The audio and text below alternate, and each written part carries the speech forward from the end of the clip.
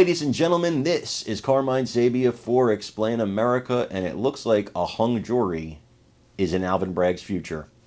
Before we get started, please make sure you like, comment, share, and subscribe. Those little things really help us out, and they help our channel continue to grow. A hung jury, I think, is probably the best case scenario for Alvin Bragg if it's not an outright acquittal. This case is an absolute disaster and has been from day one.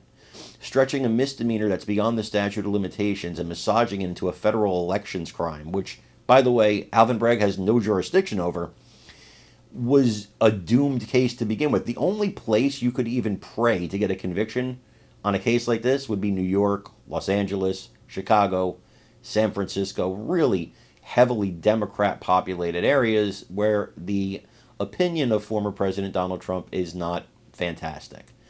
But if you take this case, if they say this case is not about politics, I say to you this.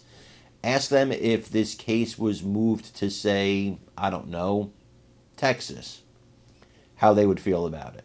Let's say it was moved to the heart of like Trump country in Texas. How would they feel about the case then? What if it was moved to Iowa? How would they feel about the case then?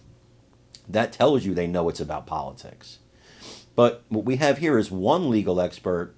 Now, I've said it's going to be a hung jury from the beginning, and I could be incorrect, and you guys can come back here and mock me for it. But I believe that. I'm not a legal expert. This legal expert, he believes that's the best case scenario for Alvin Bragg. Let's take a look. Trust and confidence that we need in it. Andy McCarthy, who is a frequent guest on Fox, wrote a piece that I saw in National Review, quite interesting. He referred to the judge as an undercover prosecutor. What do you think about that? Yeah, the Judge Merchan's rulings throughout, really since the indictment, but, you know, from the gag order all the way through the evidence that he's let in. I read Andy's piece, and he talked about the evidence of Andy Cohen's pleas of guilty to federal election crimes, and then the non-prosecution agreement with AMI, which is the parent company of the National Enquirer. None of those things are relevant whatsoever in a false business records entry. But I'll also add into Andy's piece that, you know, he also let Stormy Daniels and all of her salacious testimony come in, all of the hearsay, the mountains of hearsay that Michael Cohen talked about, is because they had to get the conversation with Weisselberg in. That was their only way to even try to get to Donald Trump.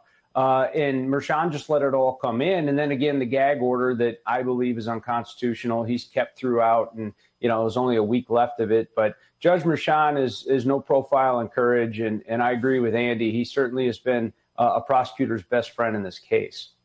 Let's turn our attention to the situation. The president's son